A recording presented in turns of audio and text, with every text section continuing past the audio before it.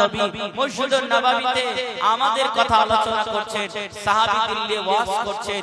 এক পর্যায়ে আম্মা জান দাসীকে বলে দিলেন, দাসী যাও রাসূলুল্লাহকে গিয়ে বলো আমি তানাকে স্মরণ করেছি। বলেন না সুবহানাল্লাহ।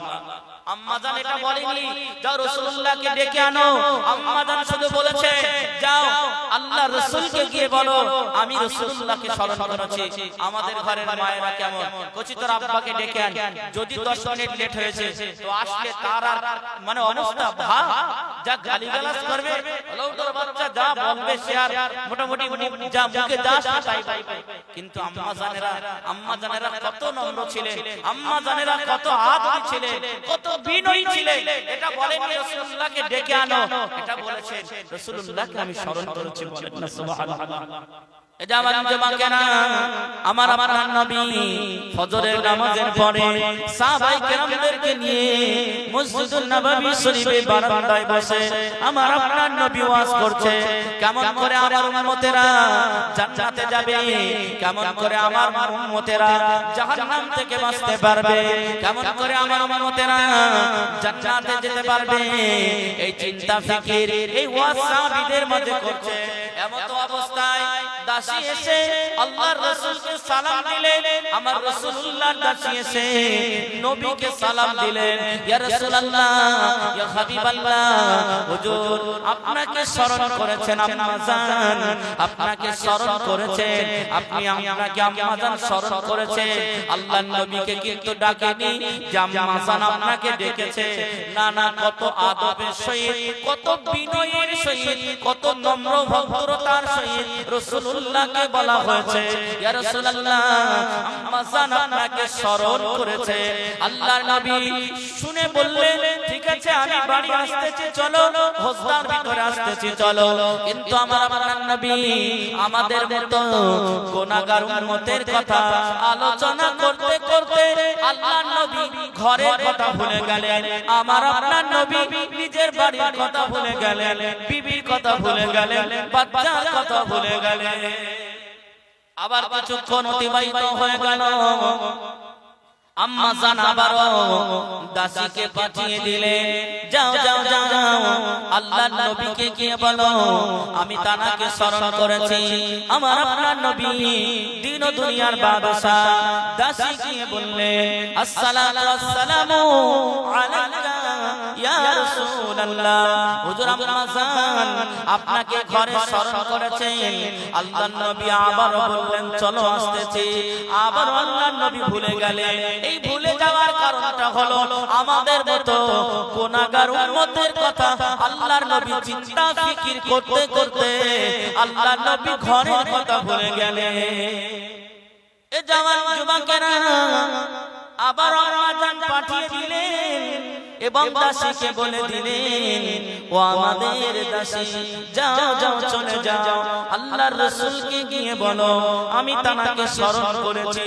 তবে আর একটা কথা বলবে, আল্লাহর নবীকে গিয়ে বলবে আমাদের ঘরে যে মেহমানটা আছে সেই মেহমান বুঝি আর থাকবে না, মেহমান চলে যাবে, মেহমান চলে যাবে, এই কথাটা গিয়ে বলে এসো। দাসী কি আবার বললেন ইয়া রাসূলুল্লাহ ইয়া হাবিবাল্লাহ, হুজুর আম্মা জান আপনাকে স্মরণ করেছে আর এই কথাটা বলে দিয়েছে ইয়া রাসূলুল্লাহ ইয়া হাবিবাল্লাহ, হুজুর ঘরে মেহমান থাকবে না, হুজুর ঘরে যে মেহমানটা আছে মেহমানটা আর থাকবে না, মেহমানটা চলে যাবে, বিদায় দেবে।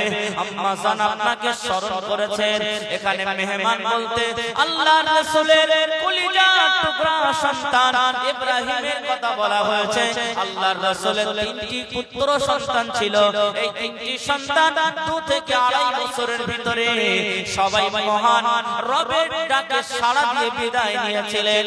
ইব্রাহিমের বিদায় নেওয়ার সময় হয়ে গেছে। আল্লাহর নবী মসজিদুন নববীতে আমাদের মতো গুনাহগার উম্মতের কথা চিন্তা করে সাহাবীদের মাঝে বলতে আরম্ভ করেছেন কেমন করে আমরা জান্নাতে যাব, কেমন করে জাহান্নাম থেকে বাঁচতে পারবো। এ জওয়ান যুবকেরা ও আমার মুরব্বিরা একটুখানি বোঝার চেষ্টা করবেন বাবা। আল্লাহর নবী আবারও ভুলে গেলেন, আম্মা জান আবারও পাঠিয়ে দিলেন যাও চলে যাও রাসূলুল্লাহকে গিয়ে বলো আমাদের মেহমানরা থাকবে না, আমাদের মেহমানটা বিদায় নেবে। দাসী গিয়ে বললেন, ইয়া রাসূলুল্লাহ, ইয়া হাবিবাল্লাহ, হুজুর মেহমান বুঝি আর থাকবে না, আম্মা জান আপনাকে স্মরণ করেছে, মেহমান বুঝি আর থাকবে না। এই মেহমানটা হলো আমার রাসূলুল্লাহর লাকড়ি জিগার কলিজার টুকরা ইব্রাহিম, আর দুনিয়ায় বাঁচবেন না, দুনিয়া ছেড়ে বিদায় নেবেন। আল্লাহ রাসূল কিছুক্ষণ পরে হুজরা মুবারকের ভিতরে গেলেন, আল্লাহ নবী হুজরার ভিতরে গেলেন। আম্মা জান নিজের কলিজার টুকরা সন্তান ইব্রাহিমকে আল্লাহ রাসূলের কোল মুবারকে তুলে দিলেন। আল্লাহ রাসূল দুটো হাত পেতে কলিজার টুকরা ইব্রাহিমকে কোলে নিয়ে আল্লাহ নবী ইব্রাহিমকে কোলে নিলেন। এ জওয়ান যুবকেরা, নবী আমার যখন ইব্রাহিমকে কোলে নিলেন, কোলে নেওয়ার কিছুক্ষণের ভিতরে আল্লাহ নবীর কলিজার টুকরা ইব্রাহিম দুনিয়া ছেড়ে বিদায় হয়ে গেছে।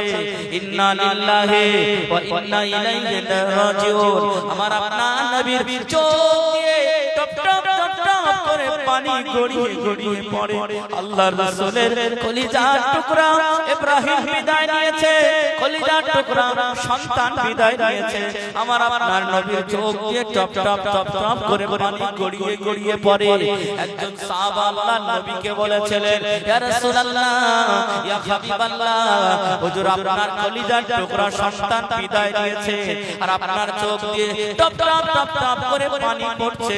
ইয়া রাসূলুল্লাহ, আপনি তো আমাদের কাঁদতে নিষেধ করে দিয়েছেন, আপনি কেন কাঁদেন? আল্লাহর নবী বলেছিলেন, ও আমার সাহাবায়ে কেরামেরা, ও আমার সাহাবীরা, আমি রাসূলুল্লাহ তোমাদের কাঁদতে নিষেধ করি নাই, তোমাদের কাঁদতে বারণ করি নাই, তবে তোমরা কাঁদবে।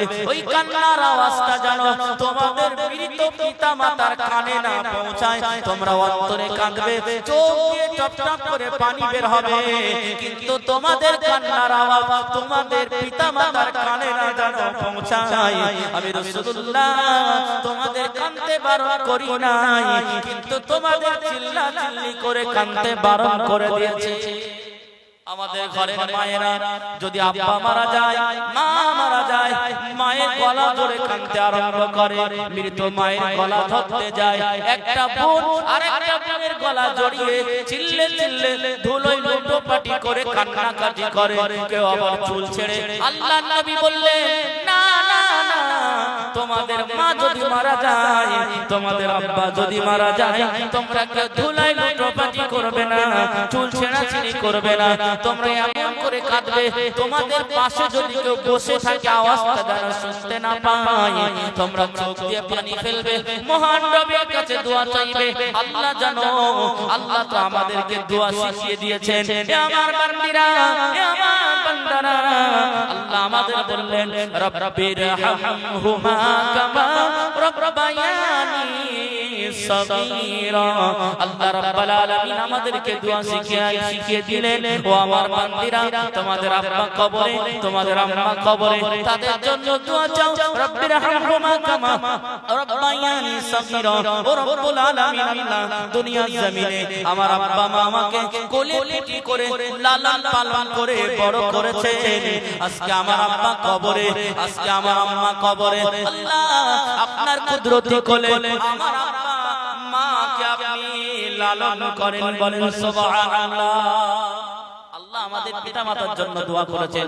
সাহাবা হুজুর যখন বললেন, ইয়া রাসূলুল্লাহ, আপনার কলিজার টুকরা বিদায় নিয়েছেন আর আপনি কাঁদছেন, আপনি তো আমাদের কাঁদতে নিষেধ করেছিলেন। আল্লাহর নবী বললেন, সাহাবীরা, আমি তোমাদের কাঁদতে বারণ করিনি, তবে তোমরা ধুলোয় গড়াগড়ি খাবে না, লুটোপাটি করবে না, এই বলে চিল্লাচিল্লি করবে না, ও মা তুমি চলে গেছো, আব্বা তুমি চলে গেছো, কথা বলে তোমরা চিল্লাচিল্লি করবে না, তাদের জন্য দোয়া করবে। আপনার মা মরে গেছে, আপনি এমন করে কাঁদছেন মনে হচ্ছে আপনার মা যে আপনার পুরো জাহান্নামে রেখে চলে গেছে, তাই তো? এরকম কাঁদে, এরকম কাঁদে পদ্মপুকুরের লোক কাঁদেন, এরা ভালো, এর মা মরে গেলে চুপচাপ আল্লাহর কাছে দোয়া করে। আমার ভাইরা, আল্লাহর রাসূল কলিজার টুকরা ইব্রাহিম বিদায় হয়ে গেছে, আল্লাহর রাসূল নিজে হাতে দাফন করে আবার মসজিদে চলে গেছে। আবার মসজিদে গিয়ে আমাদের মতন গুনাহগার উম্মতের কথা তখন ফিকির করছে, আমার উম্মত কিভাবে জান্নাতে যাবে, আমার উম্মত কিভাবে জাহান্নাম থেকে বাঁচবে। দুনিয়ায় কার কথা শুনবেন, কার কথা মানলে আল্লাহ পাওয়া যাবে, রাসূল পাওয়া যাবে, জান্নাত পাওয়া যাবে, কেউ বলতে পারবে, কেউ পারবে না। এ জওয়ান যুবকেরা, আল্লাহর কোরআনকে আপনি জিজ্ঞাসা করেন, ও কোরআন একটুখানি আপনি বলে দেন, আপনার কাছ থেকে আমরা শুনতে চাই, এই দুনিয়ার জমিনে কাকে মেনে নিলে, কার কথা স্মরণ করলে মহান আল্লাহকে পাওয়া যাবে, আল্লাহর জান্নাতের হকদার হতে পারবো। আল্লাহর কোরআন জবাব দেবে, ওয়া আতাকুমুর রাসূলু ফাখুযুহু ওয়া মা নাহাকুম আনহু ফান্তাহু। আমার আল্লাহর বান্দারা, আল্লাহর কোরআন বললেন, ও আল্লাহ পাকের বান্দারা, ও আল্লাহ পাকের বান্দিরা, তোমরা আখিরি পয়গম্বর জনাবে মুহাম্মদুর রাসূলুল্লাহ সাল্লাল্লাহু আলাইহি ওয়াসাল্লাম হুজুরের কথাটা যদি তোমরা মেনে নাও, হুজুরের আদেশটা যদি তোমরা মেনে নাও, আল্লাহ নবীর নিষেধটা যদি বর্জন করো, আল্লাহ রাব্বুল আলামিনের নৈকট্য তোমরা অর্জন করতে পারবে। বলেন সুবহানাল্লাহ। কোরআন বলে দিয়েছে, আল্লাহর বান্দারা রাসূলুল্লাহর কথা মেনে নাও, তাহলে আল্লাহ পাবে। রাসূলুল্লাহর নিষেধগুলো বর্জন করো, তাহলে জান্নাত পাবে। রাসূল যেটা বারণ করেছে সেটা থেকে দূরে দূরে সরে যাও, তাহলে জাহান্নাম তোমাদের জন্য হারাম হয়ে যাবে। জোরে বলেন সুবহানাল্লাহ। সেই নবী ছেলে চলে গেছে, ঘরের কথা মনে নেই, ছেলে চলে গেছে, বিদায় হয়ে গেছে, তারপর উম্মতের কথা চিন্তা করছে। এ জামান যুবকেরা, আমার আপনার নবী কলিজার টুকরা ইব্রাহিমকে হারিয়েছে, সন্তানগুলোকে হারিয়েছে। আল্লাহর নবী মসজিদে গিয়ে আল্লাহর দরবারে দাঁড়িয়ে করেন, রব্বুল আলামিন আল্লাহ, আমার তিনটি আপনি সন্তান দিয়েছিলেন, সেটা তো আপনি আপনার কাছে নিয়ে নিলেন, আমার আমানত তো আপনি ফিরিয়ে নিলেন। রব্বুল আলামিন আল্লাহ, এর বিনিময়ে আপনি আমাকে কিছু দেন। আল্লাহ রাব্বুল আলামিন বললেন, ও আমার হাবিব, আমি দুনিয়ার জমিনে আপনাকে চির এতিম বানিয়েছি, সন্তানগুলোকে কেড়ে নিয়েছি, ছেলেগুলোকে কেড়ে নিয়েছি, তাদেরকে আমি আমানত ফিরিয়ে নিয়েছি। ও আমার হাবিব, ও আমার দোস্ত, ও আমার বন্ধু, আমি আল্লাহ তোমাকে এমন একটা জিনিস দেব, মহান আল্লাহ যাকে যেটা দেবেন সেটা নিয়ে যদি সে বান্দা খুশি হয়ে থাকতে পারে, তার মতো সৌভাগ্য পৃথিবীতে আর কেউ হবে না।